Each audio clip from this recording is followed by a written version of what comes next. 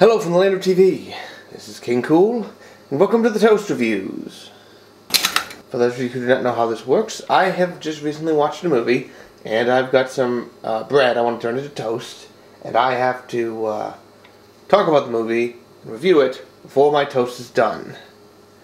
And if I don't do it in time, something bad happens. It's sort of in flux right now. We'll figure it out soon. But today, we'll get a paper towel. I'm going to be reviewing Short Circuit, the 1985 comedy. And I may have seen it at some point, but I have no strong first-hand memories of it. I have a lot more strong first-hand memories of the second one. But today, I'm going to be toasting up regular old English muffins, because that's what we have. And for once, I'm actually making them for my breakfast instead of in the middle of the afternoon, because I got up at the crack of 11:40. So here we go. Alright, so here's the thing about Short Circuit. It's about, they have these 5 androids that show driving around. They have these lasers that shoot, when you shoot these things with a laser, things that don't blow up, like the sides of cars or a big pile of sandbags or things like this. What was that, that chemical theory that said that things that burn have, like, phlogiston in them? I think that's what these things do. They set that off. And then, so they have these magical lasers that do these things. And so they talk about, yeah, we're going to take these robots and send them into Moscow and blow up a thing with their nuclear warheads on the inside. Like, these things have nuclear warheads. They have 5 nuclear warheads on the inside of these things. And these things are light enough to parachute, which they then demonstrate later when the 5th robot, number 5, gets hit with electricity when he's being charged. He gets hit with lightning, and all of a sudden he's like, he doesn't follow his programs because, you know, we don't know how lightning works. So he gets out, and through weird confluence of events, he gets out of the laboratory and starts wandering around rural Oregon. And of course, when he's being chased on a bridge, he's like, oh, I'm gonna go for, he gets pushed, and these people working on the bridge happen to put some, like, wood planks that don't seem to serve any purpose for the thing, so he can drive up them and he can fall off the bridge, and then open his parachute, which I'm like, okay, apparently he does have a parachute, but I really don't think there's a bridge high enough anywhere that he would have enough time to open his parachute on and drift gently onto the catering truck of the main protagonist, this lady, who is one of the dumber people I've seen in the movie in a while, because she thinks he's an alien. Now, I get that when you're looking at him from a distance and it's all foggy or whatever. It's like, oh, are you an alien? And it's like, no, he's made of metal. It's like, we had robots back then. But, so she thinks that he's an alien, and then when she sees English writing on him, she's like, oh, you're not an alien, you're just a machine. How can I be so dumb? So, what else was so silly in this movie? So, then we have the 2 scientists who are played by Fisher Stevens and Steve Guttenberg. Go, Steve Guttenberg! Who, honest to God, they talk like teenagers, because when they finally meet up with the girl, because she eventually calls up and says, hey, I have one of your death robots here. They go out and try to pick them up. But then the army comes out and starts shooting it. And they're like, you know, like, hey, stop shooting. And then Johnny 5 starts, they don't call him Johnny 5 at that point. He calls himself that by the end. But he starts shooting the laser at those other things, like boats and the deck of a ship. You know, and you know, like the walking thing where you walk on it. And it's like, boom, things blow up. Things have no reason to blow up. And then the lady starts cheering instead of being absolutely terrified of this. Which is a really strange thing. But yeah, the 2 scientists, they talk like when they meet up, it's like, oh, did you kiss her? And they're like, oh, no, I'm not going to talk about it. It's like, I swear to God, they're like teenagers. So then they recapture him briefly, but then he wakes up and gets himself out of the car, and he goes back to find her. And she's like, oh no, you can't stay here, they're going to look for you here.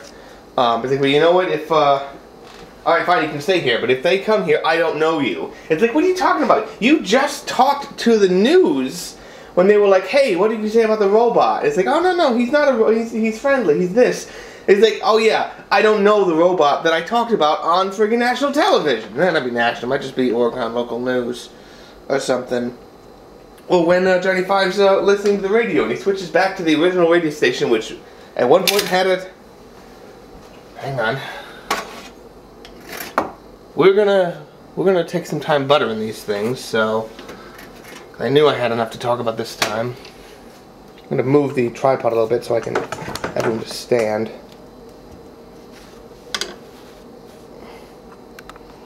Oh, crud. Everything's fine. Nothing is ruined. So, you know, and then he flips back to the station he had, which at first had a ball game, but now has music on it. He's like, "Hey, I'm listening to music."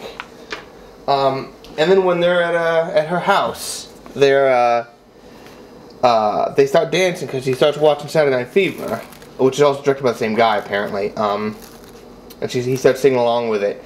And he holds her up while they're dancing, but if you've seen how Johnny Five is designed, he's got these treads on the front of him, and it's like, okay, where is she standing? She's not standing on his treads because in order for them to spin around, they would have to be spinning in opposite directions for him to be able to spin back and forth. So is she just being held up? Where is she standing? Because I'm pretty sure there's two versions of the number 5 robot that one's for like close-ups and one's for like it can actually move around. So there's one that's like just like held by, you know, by people. I might be wrong about that. I haven't actually seen the behind the scenes for this. I mean, I barely scratched the surface on this one. I'll just see what else I got to say. Here's my diagram of why I don't think she'd be able to stand when they're spinning around like that, because of the way he's shaped. I'm going to be going a little over time today, but I got to get one thing out before I go, which is actually 2 things. Oh man, I'm going to be going over time. I got to find something else to put on here. I know. We're going over time with a banana. So, at one point they meet back up at a Steve Guttenberg and the guy and the lady whose name I don't remember, but she's still working apparently, so good for her. They meet up at a hotel and they start talking because she wants to recover and make certain that they're not going to take him there and shut him down. But then the army comes in without Gutenberg's knowledge, and he's like, she's like, oh, you betrayed me. But then Johnny Five busts through the wall and rescues the lady. Now, when he does this, like, he was watching television the first night he was there, so there's actually a reason for him to do all these pop culture references, which is actually sort of interesting that they give him a reason to do that instead of just, uh-oh, it's Snooky, or whatever the hell.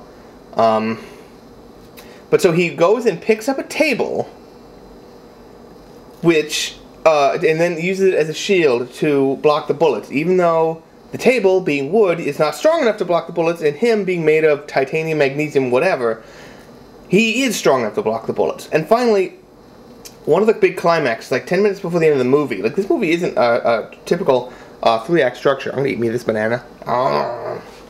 Because 10 minutes from the end, they have a big scene where Gutenberg finally believes he's alive because he told him a joke, and Five laughed. But I'm like, okay, so in order to laugh at this joke about a priest, a minister, and a rabbi, he would have to have learned from the television at some point about the miserly Jew. I don't know, I got a lot to say about this one. I don't want to say it's bad, because it isn't. I gave it I liked it, because it's different, but it definitely has the earmark of a project that has been going through a lot of hands, and every time they changed the attitude, nobody really went and did the draft more than a few times. But anyway, I'm way over time right now. But that's it from me. This is King Cool. Drive home safe. After the toast and after the crunch, there's the crust. The guy played by Fisher Stevens, who's the only main character, other than Five, obviously, who appears in the sequel, His name in this one, they changed it in the sequel, but his name is this. I'm going to put it up on the screen here. This is some sort of joke, but I have never been able to figure out what exactly the joke is, other than it being it to ya. Can someone explain this to me, please? Am I totally daft or what? I don't know.